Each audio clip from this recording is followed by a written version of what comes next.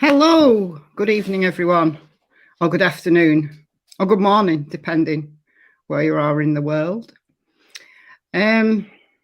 So we're here to listen to the press conference from the coroner over in Wyoming, to hear what the coroner has to say.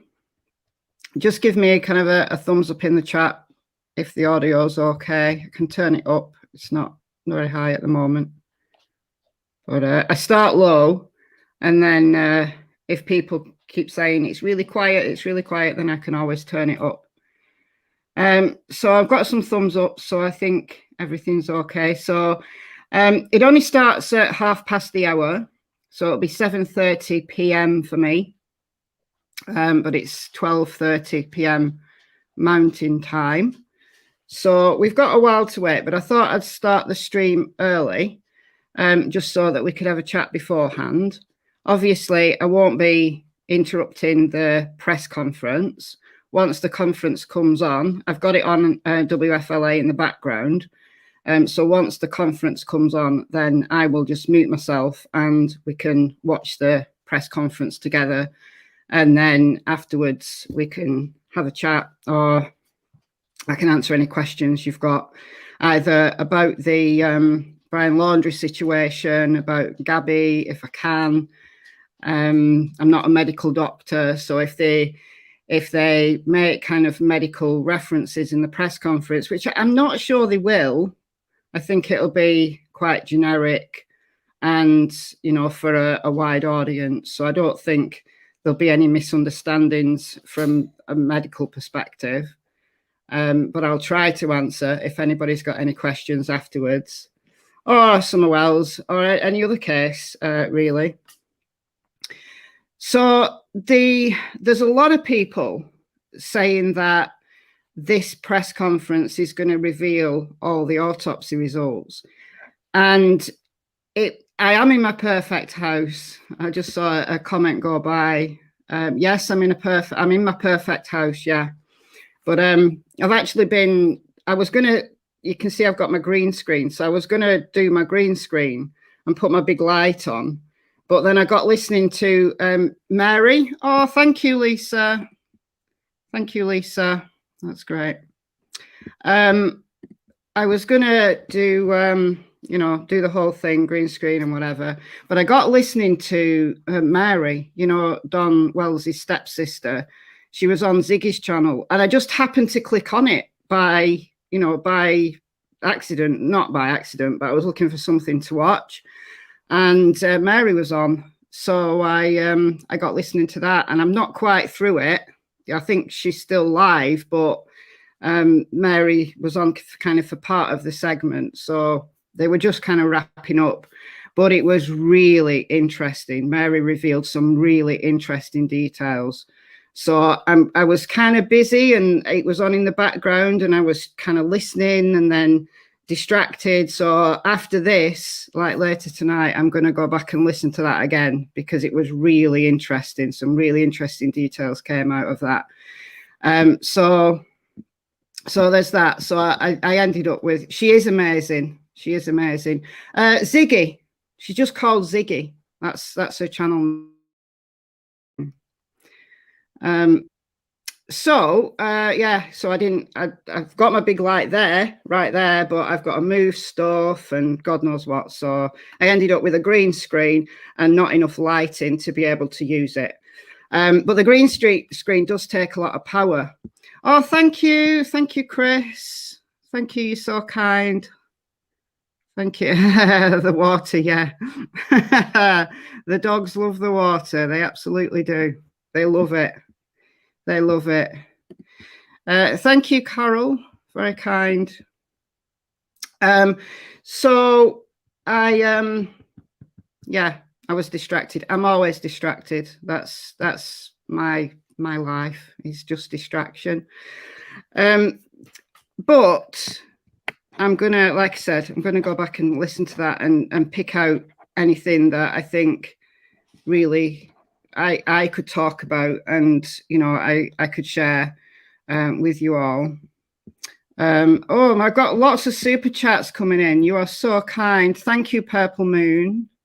You can get a little treat for Tilly and Cassie. I certainly will. I certainly will. They've got these are all the treats that have been bought, both through super chats. They've eaten loads of them. This is quite a big bowl. You can see the size of my head. They've eaten lots of them already, but you know, some have come through the PO box, and some people super chatted me the last time I was live and said, get the dogs some treats. And somebody, I'm not going to kind of say a name because it's probably a real name. Somebody PayPal'd me a generous donation to say, get little Jack some treats. I've actually got 2 elderly dogs. One's 15, one's 14. And Jack, he's very, very frail now. He sleeps all the time, and he's blind, he's going deaf. And I think the best thing for Jack, he doesn't really eat treats. So I'm going to buy him a new bed with the generous PayPal donation that I've received. So Jack certainly will. I think that will be the best treat. Jack will enjoy that. Let's have a look. Thank you, Tia. Can't start your day without me. Oh, thank you. That's so kind. Is there any more? Have I missed anybody? Thank you, Jamie. I got my glasses on so I can actually read people's names. Janet, thank you. Melissa, thank you. Oh gosh, lots. I'm really sorry if thank you. I'm really sorry if I've missed anybody. This chat flies by, and then it's really difficult to look back because I'm watching through StreamYard. So thank you, Jacqueline. Thank you. Okay, right. As I said, can be terribly, terribly distracting. Thank you, Patricia. My cat and my dog are going to start kicking off in the background. Tilly, they have a love-hate relationship when they're in the same room. So if you hear kerfuffle, then can you hear it? Can you hear it? I will, once the press conference comes on, I will mute Tilly, because she's back. She's naughty. She's naughty when the cat's in the room. Thank you, Chrissy. That's really kind. You're all so generous. So generous. I'm loving it. Oh, 2 little doggies, Henry and Cece, want to say hello to your furry crew. Thank you, Bengal cat mom. Bengal cat mom. The Bengal cats are the big ones, aren't they? The big wild looking ones, like beautiful cats. Beautiful cats. Mine are 2 moggies. They're old as well. The mum and daughter. The old one, Tasha. I acquired Tasha, and she was a young cat, and she hadn't been spayed, and then she turned up pregnant. I was just about to kind of thinking, well, she's old enough, really, I need to get her fixed now. She turned up pregnant, and we kept one of the kittens, who's now 14, and it's that one that has the love-hate relationship with Tilly. I'm really sorry if I've missed any super chats. I'm really sorry. This is another reason why I think... oops, what's going on here? There we go. Oh, thank you. Okay. Oh, and we've got a new member, JW. Thank you for becoming a member. That's very, very kind. Thank you so much for the support. If any more super chats come in, especially during the press conference, I'm not going to interrupt the press conference to acknowledge super chats, but just, you know, be aware that I am incredibly grateful with everyone's support. Thank you, Cooked Goose. That's very kind. Okay, so what was I saying? I can't even remember what I was saying. Can't remember what I was saying. Oh yeah, Mary. Yeah, so I am going to listen to that intently and see what I can pull out. But let's move over cases now and talk about Gabby. As I said, I don't think it's going to be the full results, as some channels have kind of said. And in my, when I'm, oops, some more super chats. Thank you, Trinity. For Jack. Oh, that will go to his bed fund. Or I'll buy him a really big, comfy bed. I'll put your donation and the PayPal donation together and get him a really big, comfy bed. He'll love that. Thank you, Karen. So kind. Thank you. Thank you. Some coffee. Do you know what? I don't like coffee. I don't like coffee. What my tipple of choice is Pepsi Max. They can sponsor me if they like, because I always show Pepsi Max on screen. Yeah, so some channels have said, you know, this is going to be the autopsy results, and it may well be. It may well be. And in my video this morning, I kind of, when I was playing it back, editing it, I said, "Oh, it's the autopsy results," and I didn't mean that. It's a ruling. That's what they've been very careful with the wording of the press release that's come out from the coroner's office, and they've said it's a ruling. So I don't know whether that means they'll include, I know they are game on, I know artificial sweeteners, and I know it's interesting that he said that he's going to open up the floor for questions to the press. So I can imagine that all the questions will be about the results. So they might reveal all the results. I hope they do, and I hope that, you know, we get some answers as to what actually happened. It could be, thank you, Susie. It could be that they're going to change the manner of death, that they're gonna, because they ruled like 2 days, you know, after a body was discovered. They said this is a homicide, and I honestly can't see them going back on that, honestly, and say, oh, actually, we were wrong, it wasn't homicide. I can't see that happening. However, they might want to add more detail to the manner of death. Or we're going to get a cause of death, because there's manner of death and cause of death are two separate things. People get this confused all the time. Manner of death is, thank you for becoming a member, Jennifer. That's very kind. Manner of death is, you know, it's what actually killed you. So was it homicide? Was it at your own hand? Was it an accident? Was it natural causes? Those are kind of the main ones. Or they can go like undetermined and things like that. So there's like a handful of categories that they can choose. Thank you, Tammy. Thank you. Thank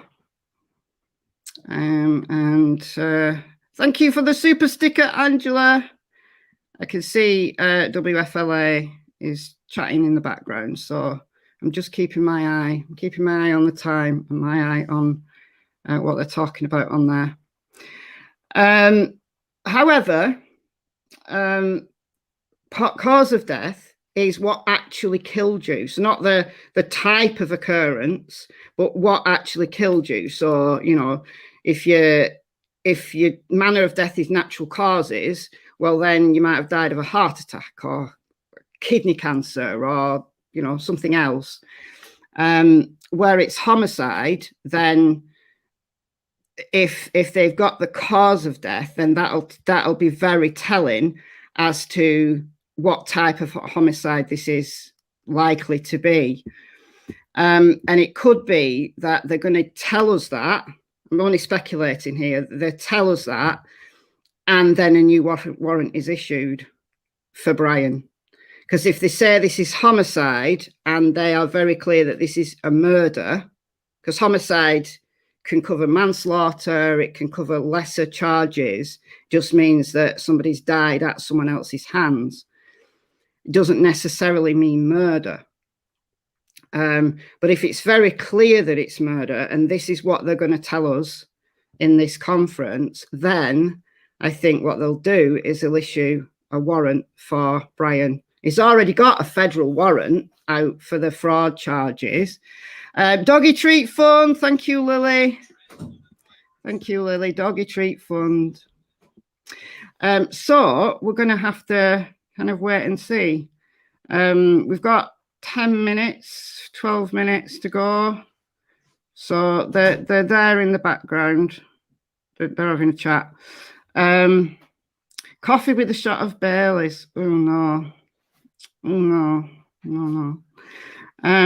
I love my perfect hat. This hat, I've had it years, and it disappears for months on end. And I was doing a bit of tidying up on this desk, and I found the hat. So it's obviously been there like all summer, because I won't have worn this hat like in summer, will I? So, but yeah, it's my winter hat, so I'm going to keep it safe so I can wear it in winter. So I just popped it on so I wouldn't like lose it. Thank you, Mari, for becoming a member. That's very kind. We've got another super chat here. Thank you so much. Yaya. I say I've got my glasses on so I can read people's names, but I'm still a bit rubbish. Still a bit rubbish. Thank you. Oh no, I've done that one. Okay. Oh, Dolly. Thank you. Thank you. More treats. These dogs are going to be. It's a good job they get a lot of exercise. Otherwise, they would be becoming a bit porky, a bit fat, with all the treats that they're going to be getting. I'll space them out. I won't like overfeed them or anything. Let's take some questions while we're waiting. Is there a time frame of when the DA can convict him after he is charged? I wonder if that's why there's delay in charges. No, but what I believe is a thing in Florida. This is what I've heard. Obviously, I'm in the UK. I'm not in Florida. This is just what I've heard from people who know about Floridian law, Florida law.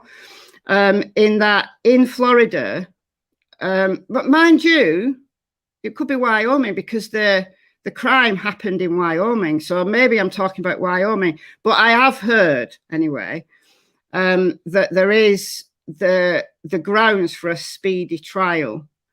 So as soon as an arrest warrant is issued, it means that then Brian's defense, presumably, you know, that the arrest warrant goes to Brian.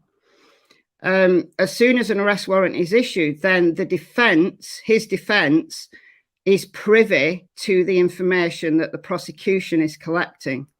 That's my understanding. So there's not like a time frame on this, but there will be some strategy. But if they've ruled that this is murder, then they have got no choice but to issue the arrest warrant. They can't just sit on an arrest warrant. That's not going to happen. So it's interesting to think about. But I guess they're gonna discuss those in there, assuming that that's what happens, and it could be something completely different. Like I said, the wording of the press release was really quite vague and really quite brief. They might not want to talk about a specific cause of death. It might be something else that they want to rule on, that they think that the public should know about. I mean, we don't know. This coroner, it's down to the coroner as to, who's called this press conference. This particular coroner might be of a mind where he wants to keep people involved. They know it's a very public case, so they want to keep people involved. So we're just literally going to have to wait and see what they say, honestly. Thank you, Nancy, for becoming a member. That's very kind. And T. Marie, thank you for becoming a member. Not missed anybody else, have I? Oh, yes, I have. Thank you, Karen. Praying and thinking of precious Gabby. I know. I mean, what her family must be going through. I mean, the family, I assume, will have been briefed on this already. They probably know more than what the public might get to know. I don't know. They might only know what we're going to learn today, but I'm sure, I'm actually certain that they will have been briefed. This won't be the first time that they hear this information. Thank you for becoming a member, Angela. That's very kind. Thank you. Is there any other questions? I'm going to put WFLA on in like 3 minutes, 4 minutes, so that we can hear the build up, and I'll just mute out. I'll put it on full screen and I'll just mute out. Have we got any questions? Let's have a look.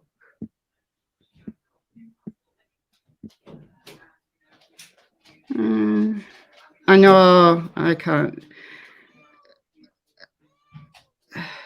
Thank you, Patty. Thank you, Patty. Okay, so I'm going to put WFLA on. Somebody's just said they're doing a recap, so it could be interesting for us to listen to. So I'm going to mute out, put WFLA on, and I'll keep an eye. I'll keep watching the chat as I go. Thank you for becoming a member, Elizabeth. Oh no, sorry, it's just come up in green. Members come up in green. Thank you for the donation. So once I mute out, if there are any other super chats that come in, I'm not going to stop. As I said, I'm not going to stop the press conference to acknowledge. I'll acknowledge them afterwards if any more come in. Okay, so I'll see you shortly. Let's take a listen. Off the face of the earth. Hey there, everybody. JB Buno here with you live on WFLA Now. Great to have Justin Shecker here with us of WFLA News Channel 8 here, your NBC station, 8 on your side here in Tampa, Florida, in the Tampa Bay area, of course, that we serve here, serving our viewers here on WFLA Now and across our various platforms here. Speaking of platforms, engaging a new digital audience here now. Hello to our Facebook Live audience here. We're now officially live on all platforms. And Justin, we are now about 6.5 minutes away from the scheduled start time of the Teton County Coroner calling a press conference, Dr. Brent Blue, to announce an autopsy ruling in the homicide death of 22-year-old Gabby Petito. Like we've been talking about, JB, this is kind of unexpected. We know this remains a federal FBI investigation at this point. I have my Twitter notifications set in case the FBI Denver office were to put any additional information out. But at this point, this is the coroner's office in Teton County, Wyoming, coming out to reveal whatever his office was able to uncover through the examination of Gabby Petito's body after her death. Like we've talked about some key dates leading up to today. September 11th, that Saturday evening, her mom reported her missing to the police in New York. 8 days later, JB, they found her body in the Bridger-Teton National Forest on the eastern boundary of the Grand Teton Range there. And then 2 days later, this coroner's office told us this is a homicide, but the cause of death was not released at this time. And here we are now on October 12th, eagerly awaiting this press conference at 2:30 Eastern time. So I get home last night, and it was my turn to cook. And I'm in my kitchen, and I'm literally I was saying this to our YouTube audience here a short time ago. I'm literally chopping carrots, and my phone just goes crazy. With of course the announcement that the Teton County Coroner has called a press conference for an autopsy ruling, that it was going to be held via Zoom, and I could not believe it, just because of the amount of federal experts, law enforcement experts, that have said repeatedly, over and over again, that they don't expect there to be a cause of death, or they expect to be a press conference in the Teton County Medical Examiner, from the Teton County Medical Examiner's office, simply because of the fact that this is an ongoing federal investigation. And I was trying to wrap my brain around. I have some notes here that I'm going to read here for our audience here, as we're again about 5 minutes away from 2:30 when that press conference is set to begin. So here, we'll show that to you here live here, folks. Dr. Brent Blue standing by here. This is the Zoom call there. You can see him in the way bottom left-hand portion of your screen here. You can see that he's on mute. just waiting for the top of the half hour here to get underway. We are also live here for you folks from, yes, outside of the laundry home here. We do not know what kind of reaction that there's going to be here in the aftermath of this press conference here, keeping a close eye here, of course, on outside of the laundry home here in Northport, Florida. But as I was thinking about this, Justin, I was thinking about this a lot last night. And here's basically what I came to. I came to a conclusion that there has been one constant throughout this entire story with Gabby Petito, with Brian Laundrie, with him being missing, with her homicide. And the one constant is this. It's to expect the unexpected at every turn. At every turn. The reason why this story has drawn the international audience that it has, in my opinion, of course, is Gabby, but also because at every turn, just strange oddities occur. Expect the unexpected. And here's what I mean by that as far as this entire process, okay? Brian Laundrie returns home September 1st without his fiance after a cross-country road trip across the country, and he returns home to Florida in her van. That was unexpected. Joe Petito, Nicole Schmidt try to reach out to Brian's parents, try to find out where's Gabby, and they don't return their phone calls, don't return their text messages. They cannot get a hold of Chris, Roberta, and Brian Laundrie. Unexpected. Police say they know where Brian Laundrie is in that press conference. Northport police say we know where he is. And then the next day, reported vanishes. Yep. He vanishes, or he had vanished at that point. Reported missing. That too, unexpected. The public and the media on the front lawn that night, when it was just a complete zoo there on the front lawn between media and people in the Northport community, that too was unexpected. Chris and Roberta Laundrie not asking publicly for help to find their son, not having that emotional press conference, asking the public, please help us find Brian. Yeah. That was unexpected. Cassie Laundrie coming out of her home to confront demonstrators and then doing interviews, and she's the only one within the family that has been vocal. Yep. That too, unexpected. The report that came out that they went camping and had s'mores days after Brian Laundrie returned home from the cross-country trip. How weird and unexpected was that? Yeah. Chris Laundrie joining in the search recently and going to Carlton Reserve and being there for about 2 to 3 hours. That was also unexpected. And now, so I'm thinking about this last night. Again, I'm chopping carrots, if you can picture that in my kitchen, and yet another just unexpected turn of events here. Expect the unexpected with this story, which is why we have no idea really what we're gonna learn here in this press conference from Dr. Brent Blue here live via Zoom here in moments. I think what you mentioned, JB, to our earlier audience, now getting more viewers here on Facebook, you've had some communication with the family, and this will not be a surprise for her parents. I think that is an important thing to mention, JB, that the family has been notified before Dr. Brent Blue goes public. Whatever findings he will release to us today. So I did want to mention that to our new viewers here as we count down just about 2 minutes away from this highly anticipated Zoom news conference with the coroner from Teton County, Wyoming. But yeah, JB, it's been really... We spent a lot of time the last few weeks kind of piecing together this timeline, not just leading up to the 27th when Gabby was last seen, but also that 11-day window, JB, between the 1st and the 11th. Like you mentioned, that camping trip that has drawn a lot of scrutiny. Who knew what when? As I've told you before, I went knocking on Cassie Laundrie's door a few weeks ago, and she did not come out to talk to me, but she came out because she was just sick of the protesters, and she's talked about a kind of a fracture in her family, that she's not even talking to her parents there. And the family attorney, Mr. Bertolino, has said that he doesn't represent her, and she's come out, like you said way more than the parents have said publicly. So a lot of unexpected twists and turn here, but this will really be from a medical perspective, hopefully some answers today. Difficult news to process. It might be hard for some of you at home to hear, exactly what they tell us, what he might tell us happened to her. But again, all eyes on this news conference today as the coroner will come out and provide more information about the autopsy of this 22-year-old woman who by now the world knows her name after sadly she vanished and her body was located in that forest in Wyoming. So I want to repeat this because we've now, I think, tripled our audience here, and I want to make sure that everybody's aware of this. So I've Of course, by now people know that I've been in contact with Gabby Petito's family. This is not going to be new news to them. They're not going to be watching this and learning like the rest of the world. This is, of course, and that's not unexpected. That's not unexpected. Law enforcement, of course, doing okay. Let's hashtag HJB, hashtag Hey Justin. We'll come back here after this press conference. We'll come back here live. Recording in progress. They're about to unmute. We'll watch for your hashtag HJB, hashtag Hey Justin comments here, and we'll have your reaction and discuss how this impacts Gabby Petito, Brian Laundrie going forward here live on WFLA Now after the Teton County press conference here gets concluded.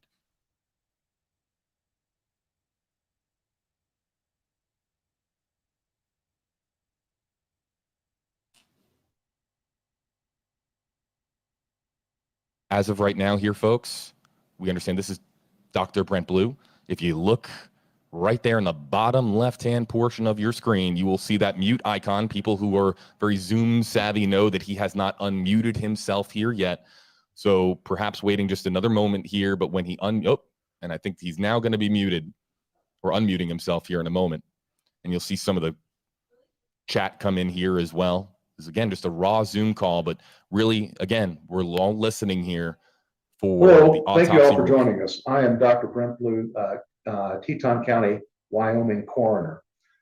After a detailed investigation by our forensic pathologist, our anthropologist, and local law enforcement, with assistance from the FBI, the Teton County Coroner Office is filing the following verdict in the death of Gabrielle Lenora Petito.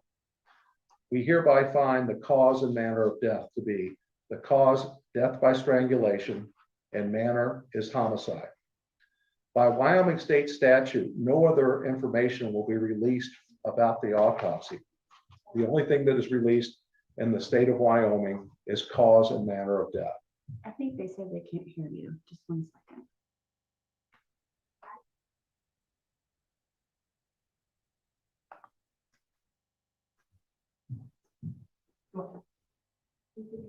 Should I start over then? Sure. Thank you for joining us. Sorry about the audio issue. I'm Dr. Brent Blue, Teton County, Wyoming coroner. After a detailed investigation by our forensic pathologist, our anthropologist, and local law enforcement, with assistance from the FBI, the Teton County Coroner's Office is filing the following verdict. In the manner of death of Gabrielle Lenora Petito, we find the cause and manner to be cause, death by strangulation, and manner is homicide. By Wyoming state statute, only the cause and manner of death are released. Their autopsy findings and photographs and that sort of material is not released by state statute. And I'll be glad to entertain some questions at this time.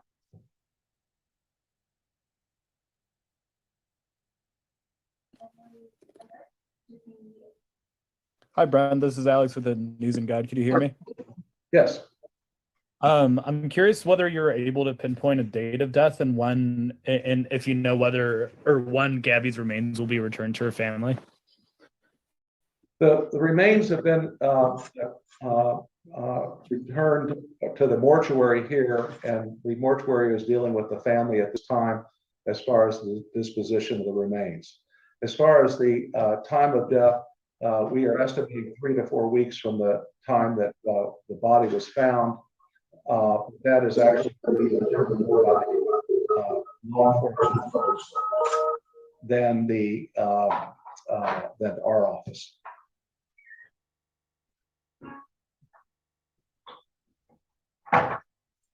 Chris, Vivian, you are able to ask your question.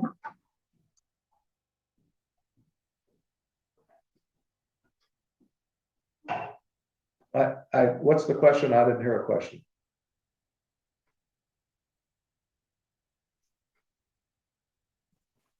Chris, I believe that you are muted.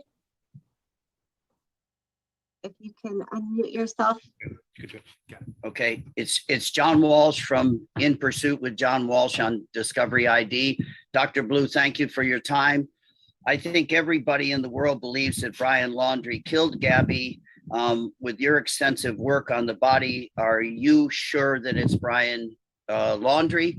And will the FBI issue a nationwide homicide warrant now that they know the cause of death? We are only tasked with the determination of cause and manner of death.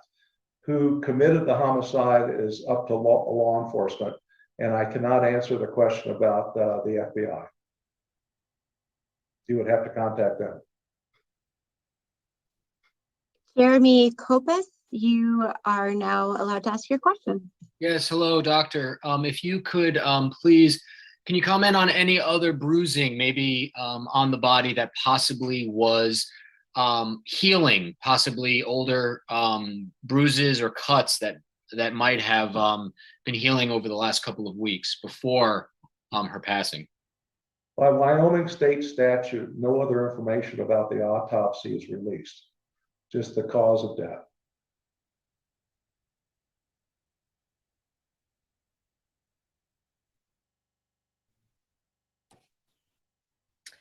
Hi there, this is Heather Lee, a reporter at ABC Action News in Tampa, Florida. I just wanted to know if you could explain why it took about a month for this process to finish. I think a lot of people were hoping that they would learn this information sooner. So I just think if you could just explain the process and why it took a month. Well, the main reason was that we were very exacting in our examination and the detail by which that examination was done. We were waiting for various specialists to come in and help us with this investigation. We were waiting on toxicology to be returned, and it was just a matter of making sure we had everything right. Thank you.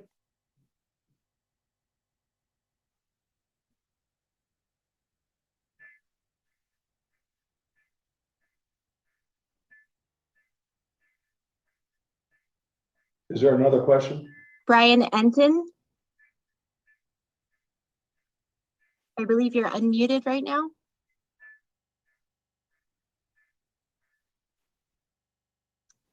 Okay. Steve Fabian. Yes, hi, doctor. How are you? I am curious if any DNA samples were taken from Gabby's remains, and also if the body was intact, are you able to tell us the condition of Gabby's remains?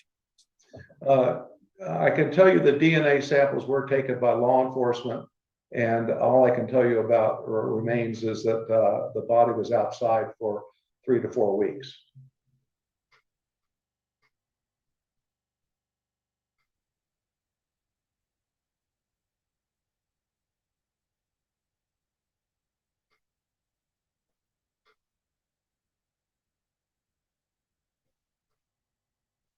Chris Vivian, do you have your hand up? Was that a question? I didn't hear the question there. Question. Dr. Blue? Yes. It's John Walsh again from In Pursuit with John Walsh. You will probably be the most important witness at the trial.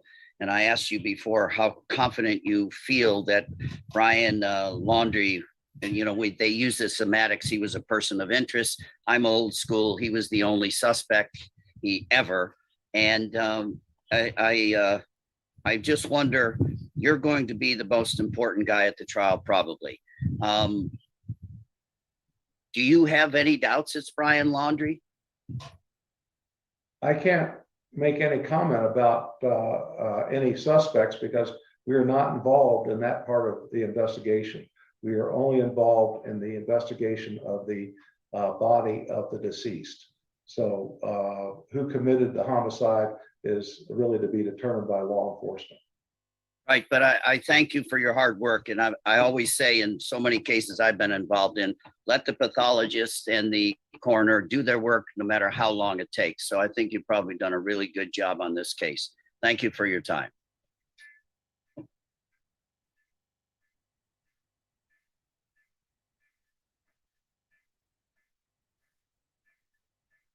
Hey there, doctor. This is Rochelle Aline with ABC Action News in Tampa. Just a quick question. Can you kind of walk us through the process to how you arrived at this specific manner of death?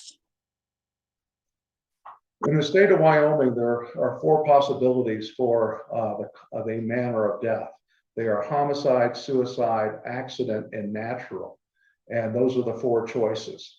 When we do an investigation, we look at the crime scene or the scene of the death, the scene of the body, the condition of the body, and findings at autopsy and toxicology. And that is how we arrive at the manner of death. So it really depends on lots of different circumstances. Dr. Stephen Fabian again from Inside Edition. Can you tell us if the body was buried when it was discovered, or if the body was on the surface?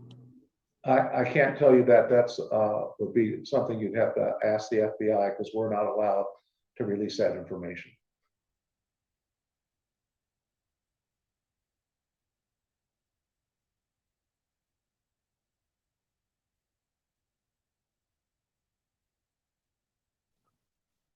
Kelly Vaughn.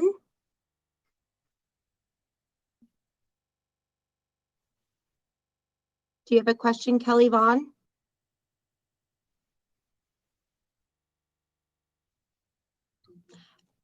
We have Brian Enting in the chat who has a question.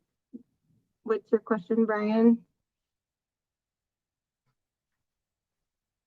Was there any impact on her body from weather or wild animals in the national park? I'm sorry, I didn't hear the question. Was there any impact on her body from weather or wild animals in the national park? All I can really comment about that is that her body was outside in the wilderness for 3 to 4 weeks.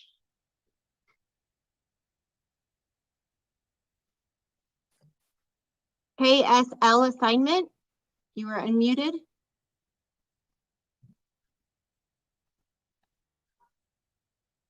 KSL assignment. Hello, Dan Rascone here from KSL TV in Salt Lake.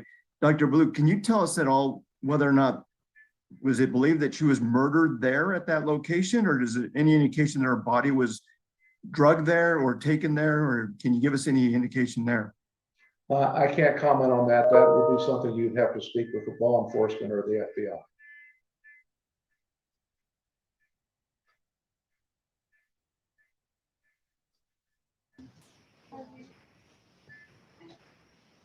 Matthew Sella.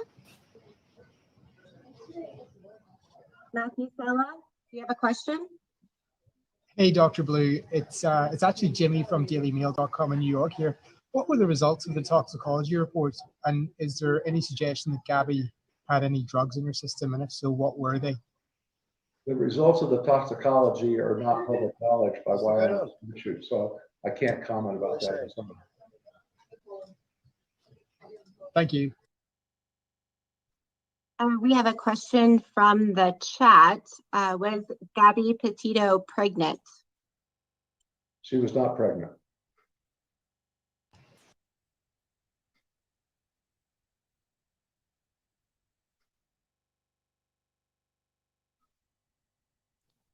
Thomas Taupe. Hi, doctor. My question, did you seek the advice of a forensic entomologist or forensic botanist during the course of your investigation? The FBI has sent materials to a forensic entomologist.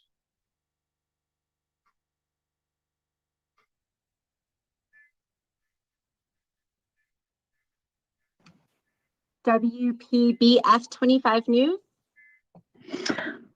Hi, doctor. This is Terry Parker from WPBF in Palm Beach County, Florida. I'm wondering, if you said you were very thorough in this autopsy and examination, could you give us an example of the type of test and analysis you performed? This autopsy included a whole body CAT scan, a examination by a forensic pathologist, an examination by a forensic anthropologist and toxicology evaluation. So we pretty much covered all the bases.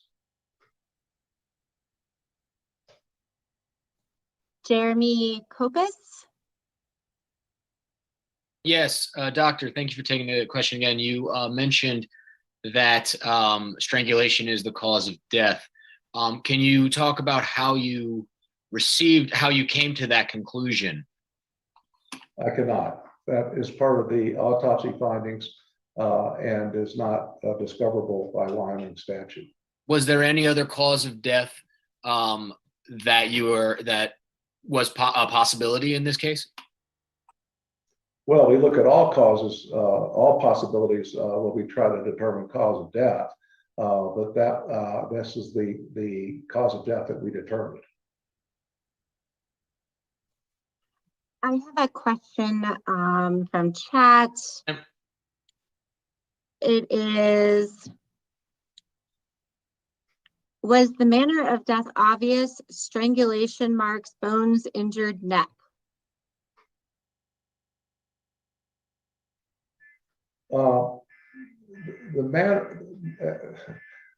Nothing is obvious in a situation like this. So detailed analysis was used both to determine manner and cause of death.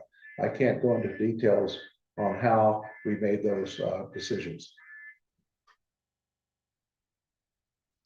Kristen Thorne. Yes, hi, Dr. Kristen Thorne with WABC in New York. Could you just please repeat about how long you believe the body was out there? Unfortunately, the last time you spoke, we just didn't get a good film shot of you saying that. Would you mind repeating that? Our initial determination is the body was in the wilderness for 3 to 4 weeks. Thank you.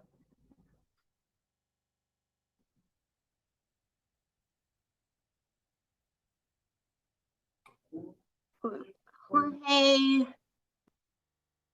Fitzgibbon.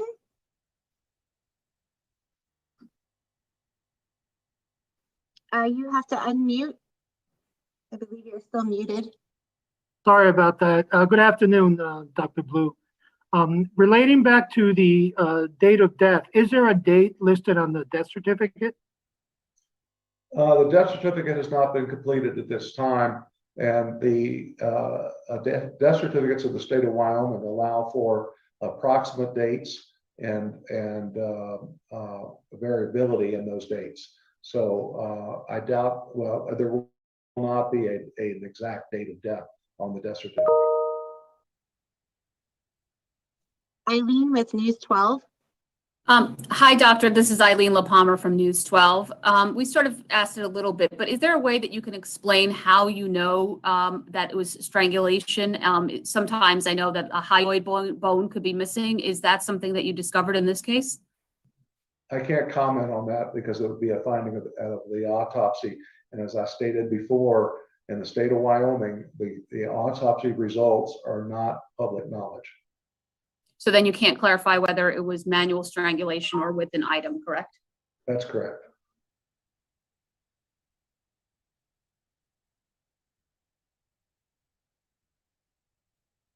Michael Ruiz. Thanks for making time for us, doctor. Was the entire examination conducted at your lab in Jackson, or was Gabby Petito's body shipped to another facility? The examination was done entirely at our ward in Teton County, Wyoming.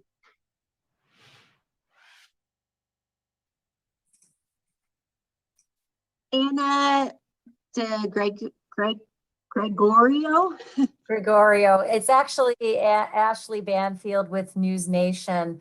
Doctor, thank you for taking the time today.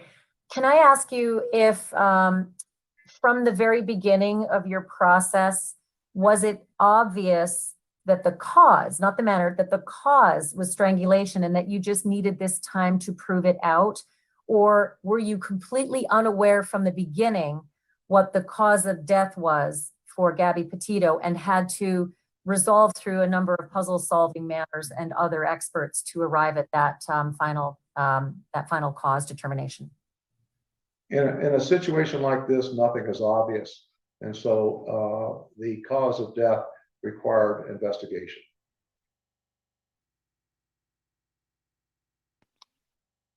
We have a William Walke.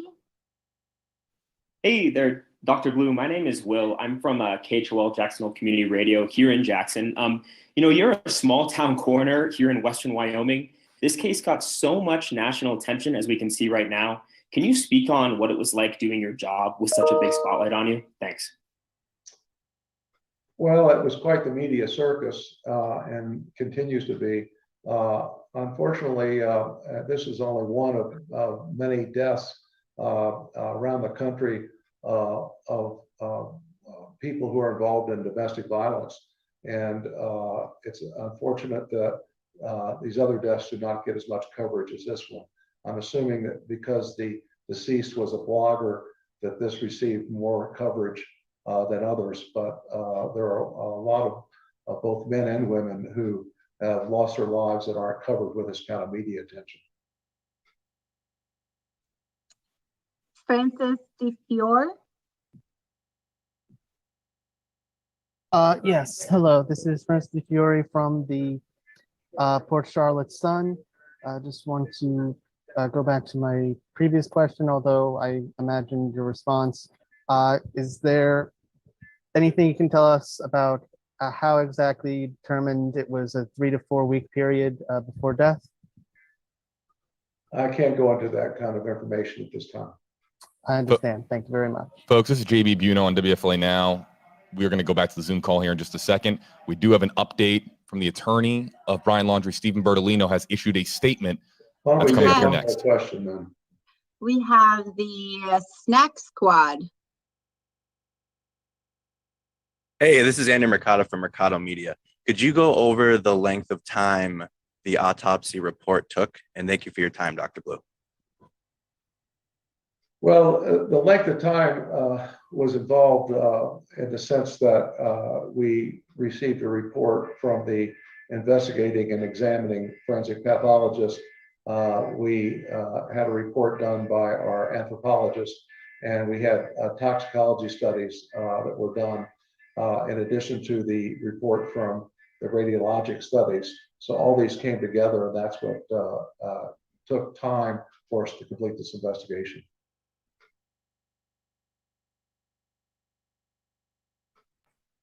Hi, doctor. Could you speak to the state of decomposition, and did that at all hinder your investigation? I can't comment on that.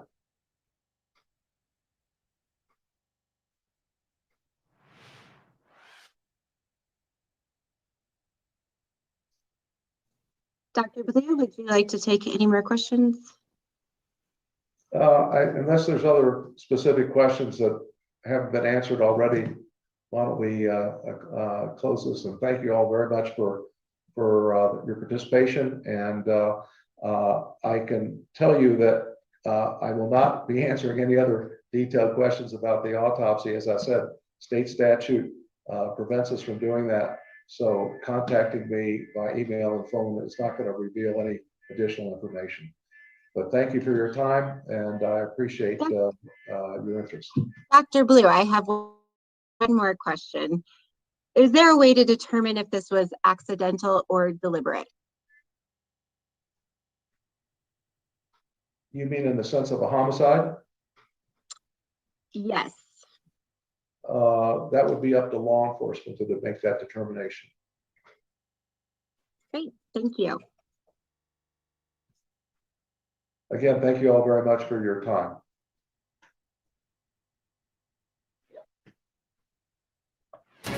Breaking news on WFLA Now. Here's JB Buno. Gabby Petito, at just 22 years old, died of strangulation, according to the autopsy conducted by who you just heard from, Dr. Brent Blue of the Teton County Coroner's Office. An answer that tells us how she died. But so many of you here in the comments asking, will there ever be justice for Gabby? Hey there, folks. JB Buno here with you live on WFLA Now. That was, of course, I'm sure, hard news for a lot of people to digest. Gabby Petito dying of strangulation, according to this press conference that was called here today, October 12th, 2021 here, 2:30 Eastern Time, 12:30 Mountain. And you just heard from Dr. Brent Blue here, but we do get a really couple of key pieces of information here from Dr. Blue. And I want to start here, Justin, if we can. Frozen up, buddy. Oh, you are frozen. Yes. Let's get that fixed. Let's get that fixed for you. A lot of new information to go over. Yeah. So let's fix the camera for Justin, and then we can get him back. And now he is back. There we are. Okay. So the key piece of information, Justin, 3 to 4 weeks. 3 to 4 weeks. Again, the main headline, the cause of death, according to the Teton County coroner, is strangulation. Again, they had previously told us her death was a homicide. He again confirmed that today.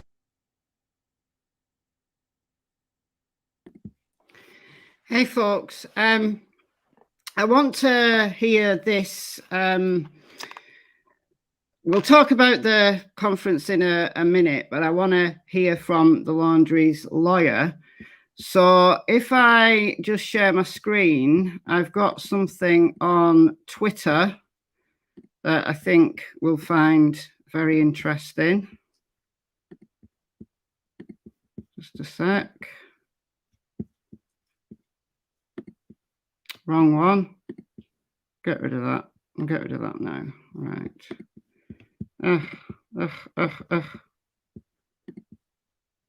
Here we go. Here we go. Here we go. Can you see that? Yes, you can. You might not be able to see it very well, so I'll read it. From Josh Benson, just in, so he's from WFLA. Laundry family attorney Stephen Bertolino statement. Gabby Petito's death at such a young age was a tragedy.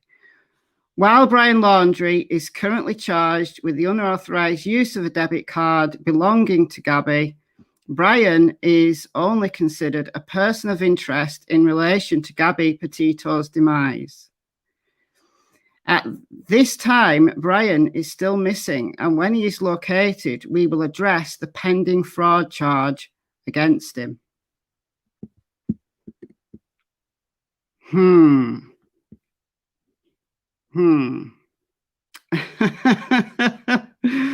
Wow. I mean, obviously, that's what lawyers do, isn't it? That's what lawyers do. But according to the lawyer, he's only a person of interest. I think, to be honest, I think this lawyer is out of his depth. He's out of his depth. If you look on his website, he does do, a lot of people say, oh, he's a real estate lawyer. And he does a lot of real estate stuff. But he also does criminal law. But if you look at the specifics of what he's done in relation to criminal law, he's not dealt with homicide. So I'm assuming that he'll just do his job, take the money, and kind of fend off all accusations in the way that a defense lawyer should. But he will need a really, really hot defense team, because I can't see, with the cause of death being strangulation, I can't see how that can be accidental. And can you not hear me? Can you hear me okay? Have I been talking for like 2 minutes and you've not been able to hear me? Can you just thumbs up if you can hear me okay? I think you should be able to hear me. I'm not muted. Yeah, that's fine. You can hear me. That's good. That's good. I've been watching the comments, and there were a few rude comments. And, that's why I kind of put the thing up. I didn't want to interrupt the stream. But I want to address this idea that it could have been accidental. how can you accidentally strangle someone? How does that work? Like, think about it logically. How can you accidentally strangle someone? You know, I suppose you could be one of these people who does weird behaviors when they're asleep. You know, there's sleep disorders where people do strange things, but that's a real reach. That's a real reach. And if it had been accidental, then why has he gone on the run? Or so people are saying during sex. Yeah, I guess. But how frequently does a sex game get so out of hand that it results in someone's death? Although it's not impossible, given all of the circumstances, given what we saw on the police body cam on the 12th of August in Moab, Utah, remember that the police got that wrong, right? That although there were some, you know, Gabby pushed him and she admitted slapping him, he was the one that the witness that the police officer didn't call said that he was slapping her. So this was a fractious relationship, right? It could have been in some of their fights, it could have been 6 of one and half a dozen of the other. They could have been both highly strung, both highly anxious, both, you know, easy to get stressed out. And traveling is tiring. Traveling in a small van surely is stressful some of the time. But at the end of the day, Brian is alive and Gabby is dead. So we know that the relationship is fractured. We know that there is violence in that relationship. We also know that violence in a relationship tends to get worse. Doesn't get better. It tends to get worse. If it's going to change, it is going to change for the worst. So the fact that someone is dead and it has been proven by a coroner that this is homicide, so caused by the hands of another, and the cause of death was strangulation, this has to be a murder. This has to be a murder. And whenever anybody talks about strangulation to me, it rings in my ears, it rings in my head what Tammy Lee, you know, the investigator from the Chris Watts case, the polygrapher, the woman who gave Chris Watts a polygraph. She was from the Colorado Bureau of Investigation, and she was one of the lead investigators on that case. And if anybody's familiar with the Watts case, you'll know this, that Tammy Lee and a couple of other officers went to, in February of 2019, they went to interview Chris Watts, and they secretly taped him while when he'd been sentenced to prison. And Chris strangled Shanann. And I remember Tammy Lee saying, strangulation is a very intimate way to murder someone. And Chris kind of, I can't remember exactly what Chris said, but he was like, you know, it's intimate. And she went, no, what I mean is you're really in there. You have to be really close to somebody. So it's not like shooting someone. Like you can shoot someone at a distance and you have no contact with that person. It's very It's a distant way to kill someone. But strangulation is right in that you have to be that close to somebody.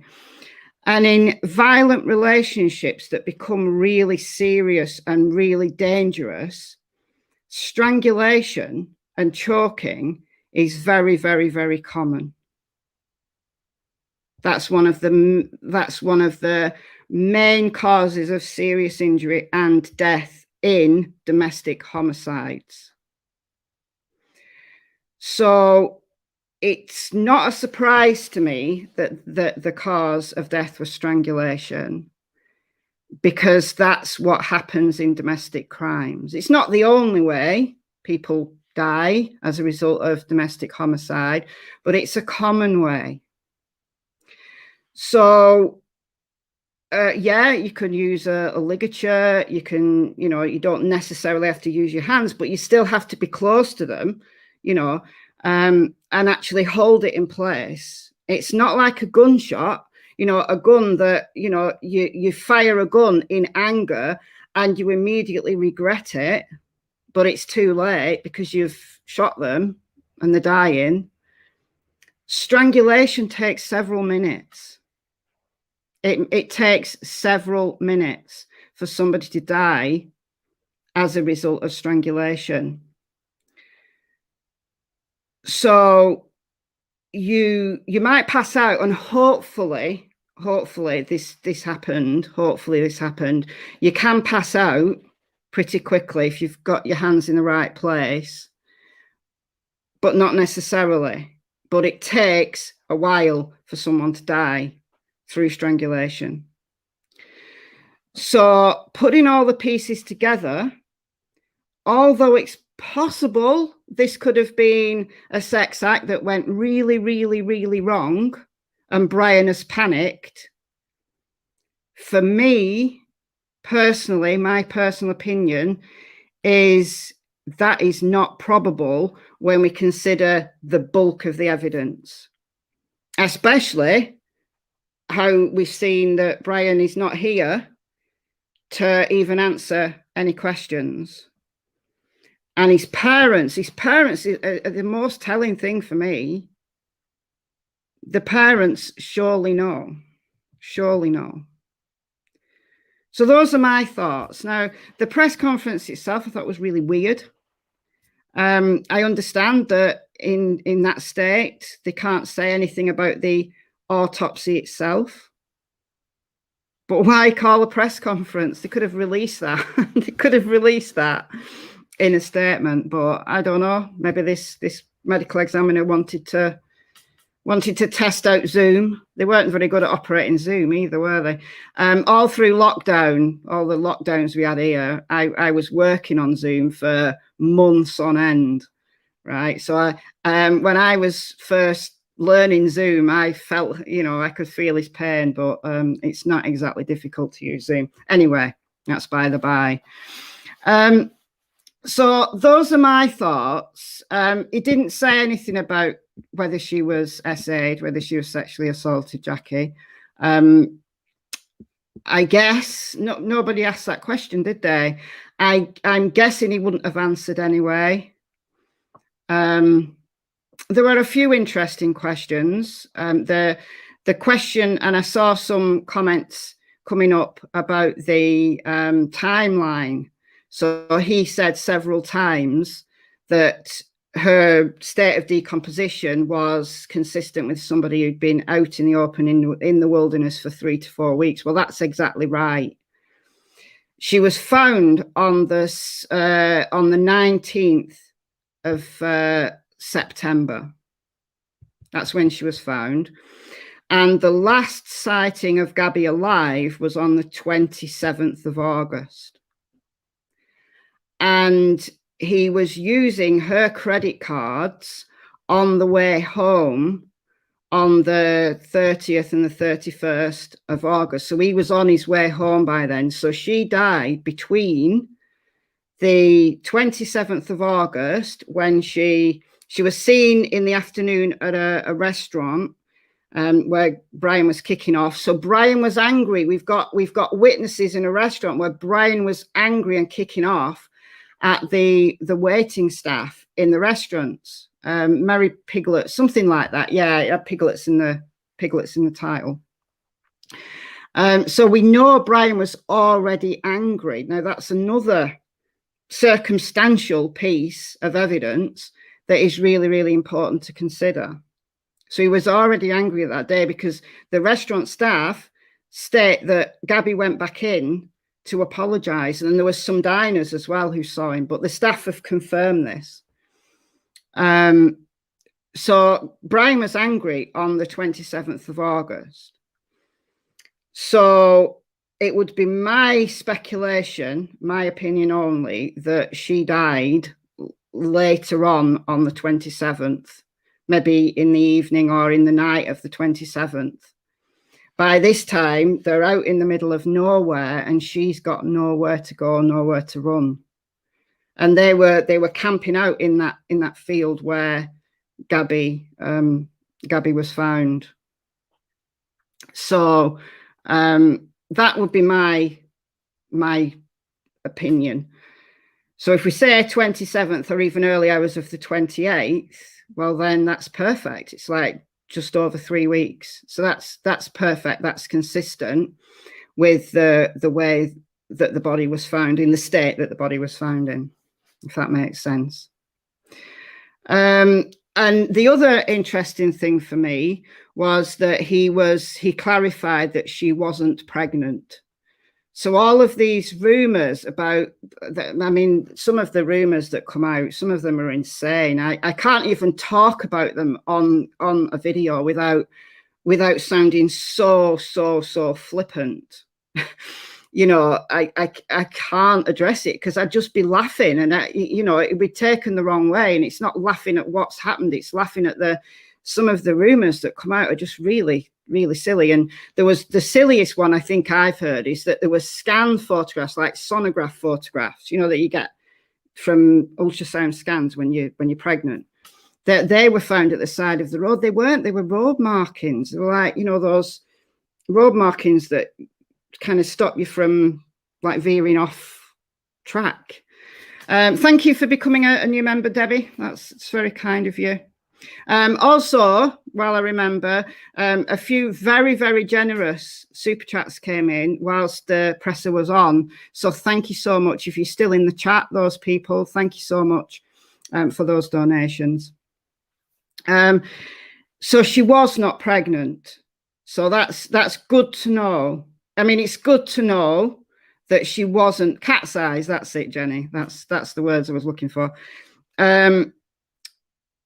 Because you know, if she'd have been pregnant, then another little life would have been lost. You know, again, you know, same with Shanann Watts, another little life didn't even get started. So thankfully, you know, thankful for small mercies, that didn't happen. She wasn't pregnant. So that's the interesting thing for me, that he's confirmed she's not pregnant. He's confirmed the cause of death. And he's confirmed that the body was consistent with somebody who'd been out there in the wilderness for 3 to 4 weeks. So that's perfect for the timeline. So we know that all the timeline, everything checks out. You know, the sightings of her last alive, the way that Brian used her credit cards on the way home, it all checks out. It all works out. So that's good to know. You know, it would have been really strange if. And it would have thrown a massive spanner in the works if he'd have come along and said, well, she'd only been dead less than a week when she was discovered, because Brian was already back in Florida at that time. So that was really important information. I don't know whether everybody recognized that, but it's vital information to know that that level of decomposition was there, because it puts it exactly in the time frame of when Brian left. So it's another kind of, you know, circumstantial piece of, well, it's actually forensic. It's not circumstantial. It's a forensic piece of evidence that she'd been dead a long time and she wasn't alive after Brian got back to Florida. Brian got back to Florida on the 1st of September. So it's crucial. That's crucial information for the prosecution. So I'm glad we've got that confirmation. Thank you, Carrie, for becoming a new member. That's very kind. So I'm going to sign off soon because I don't like my live streams to go on too long. There have been some really, really long lives coming out. I know it's related to Summer Wells, and I know there's a fundraiser on. What's the name of the person who started it? Q Carlock, I think her name is. Correct me if I'm wrong. But there's a number of YouTubers. I've kept meaning to mention this in a video. There's a number of YouTubers who are raising money for the Summer Wells Reward Fund. And they've raised, like, I think it's about $7,000. And they're doing these really long lives, like they're doing a marathon. And I've donated. I donated a while back to the Reward Fund. But that's why they're doing these really long lives. But it's really hard to sit and listen to a really long live. So I try to keep my lives fairly short. I mean, obviously we want to. Is it up to 8,000 now, Skinny Bear? Oh, that's brilliant. That is brilliant. Yeah, they're going till they get to $10,000. So that's amazing, isn't it? It's amazing. But has anybody got any questions before we sign off? I'm happy to answer any questions. I'm not going to say sorry, can't answer that. I might say sorry, I can't answer that, because if I genuinely can't answer, then I'm not going to make a load of BS up. I'm not. But if there's any questions, so Tess says, Gabby was last seen on 8/27 and Brian was back in Florida on 9/1. And her body was 5-minute walk from the van, which was recording 8/27. I think he killed her on that day. Yeah, I agree. That's the timeline I'm thinking in my head. I don't think she saw the morning of the 28th. That would be my opinion, based on how angry Brian was and seen by witnesses in the afternoon of the 27th.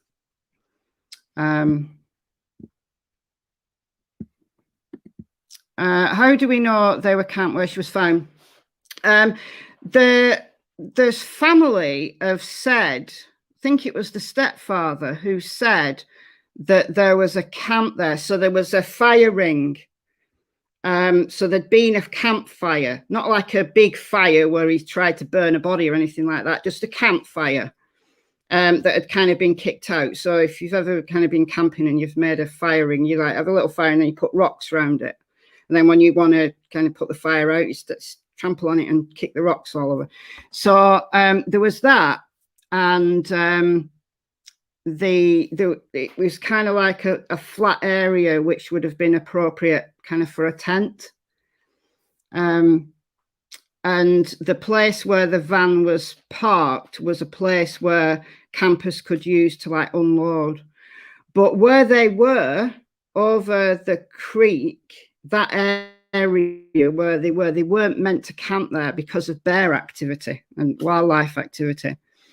But maybe they didn't know that, or maybe they didn't care, or whatever, I don't know. So yeah, there is an indication, and also there's lots of crime scene markers all around that area, which it kind of looks like they've been there a while. And we don't know. That's just kind of an indicator that the family have given. We don't know for sure. But because there was a fire that had been there, it looks like they'd been there a while, at least a few hours to have built a fire. And, you know, they'd either set up camp there or they were going to set up camp there, perhaps. Thank you for becoming a member. Show Me the Science. Great name. I'm really rubbish at picking out questions. StreamYard should give you, or YouTube or whoever, when you ask a question, you should be able to like put your question in a different color, and then that would be really easy to see.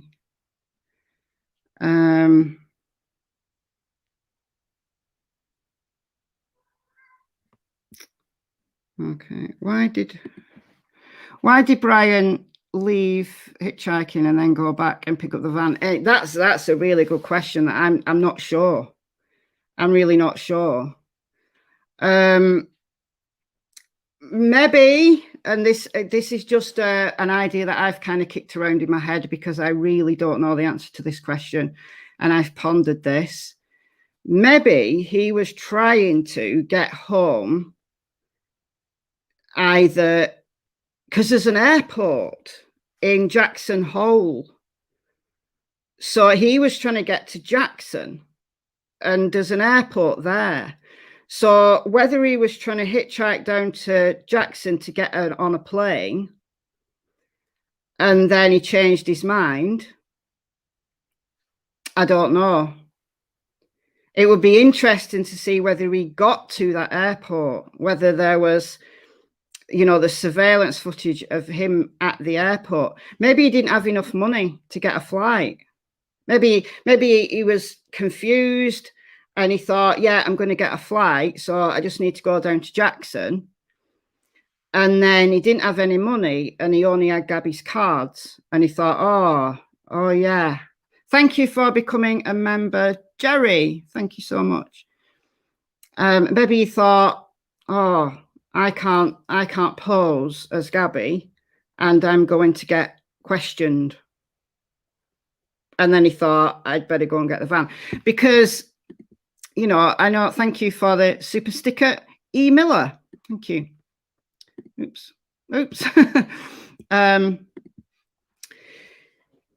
That's something that I've kind of thrown around in my head.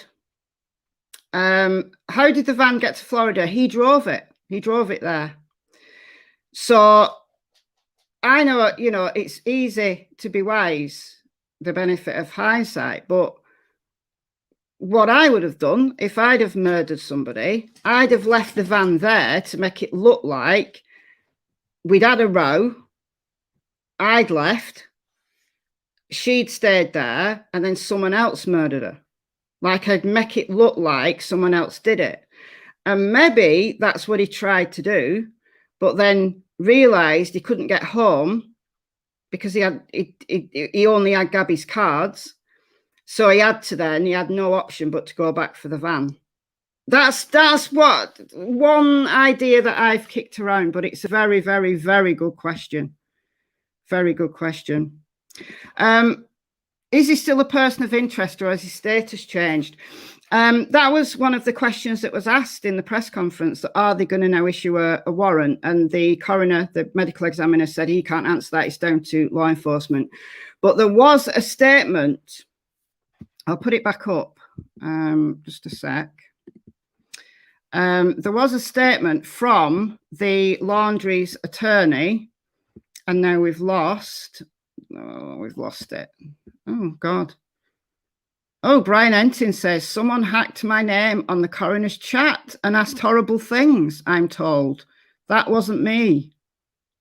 Oh, dear me. Oh, my God. It was WFLA Josh. WFLA Josh. There we go, Josh Benson. So this is the statement from the laundry's family attorney, Stephen Bertolino. He said, Gabby Petito's death at such a young age is a tragedy. While Brian Laundrie is currently charged with the unauthorized use of a debit card belonging to Gabby. So he's actually confirmed, because some people were saying it might not be Gabby's card. So he's confirmed this was Gabby's card. The family confirmed it anyway, but at least it's come from the lawyer. Brian is only considered a person of interest in relation to Gabby Petito's demise. He's only considered a person of interest. So at this moment in time,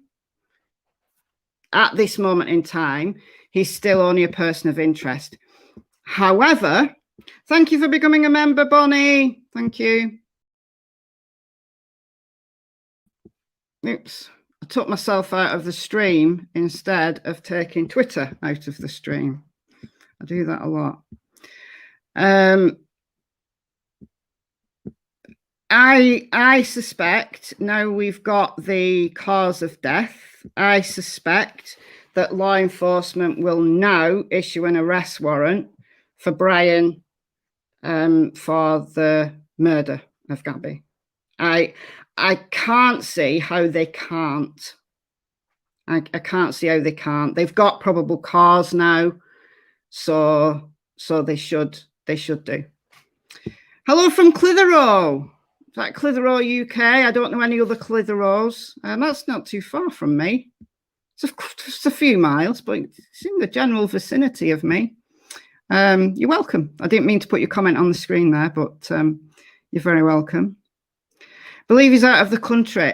Do you know what? I have no idea. I've gone backwards and forwards on this. I've gone backwards and forwards on whether he's still in Florida and he's right under everybody's nose, or whether he skipped the country and he's like in Cuba or somewhere else, you know, before anybody really knew that he was missing, that he just did it, skipped his chance. Yeah, I keep coming back to that. He needs his mommy. Yeah, I keep coming back to that. Should we call it a day? I've got a bit of a headache coming on. I don't know why. It's probably all like oh my God, you know, I've got to kind of work myself up to this press conference. Thornbird, you're on an early shift, got to get some sleep. There's a couple more questions that I just want to get to. Cuba isn't an option. Well, maybe not. I don't know. We've got someone from London, someone from Rochdale. Oh, my friend lives in Rochdale. Here's the question. When the video of the van was taken, was Gabby deceased? We don't know, but I believe she was still alive at that point. I believe. She could have been dead. I don't know what time Red White Bethune, the YouTube channel, the YouTubers who caught the van on film, I can't remember when they passed by. I'm going to say it was something like 6 p.m. they said, but I might have just fabricated that. She could have been dead by that point, but I believe she was perhaps still alive, and maybe they'd left the van there. And the van, have you seen the footage of the van door closing? I mean, that is spectacular. Someone put it up on YouTube in like 4K, so it was really clear. And you actually see the van door closing. So somebody was at the van, somebody was there at the van at that time. Now, whether Brian was there on his own and Gabby had already died, or whether they were both in the van at that point, I don't know. And we may never know. We may never know. We may never know. Do I think he's still alive? Personally, I do think he's still alive. I do think he's still alive. I don't think he's going to harm himself. The way that he might die is if he isn't being carefully looked after by his parents and he's had to fend for himself, and he's not the great outdoorsman that he thinks he is. You know, his Instagram photos are just for show. You know, he's a hiker. Yeah, he could probably fit enough to walk a few miles every day, but he's not a survivalist. So if you're out there fending for yourself, anything could happen to you. You could fall down a ravine, you could get attacked by an animal.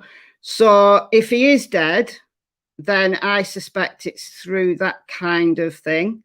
But personally, I don't think he's out there in the wilderness. I think he's somewhere quite safe.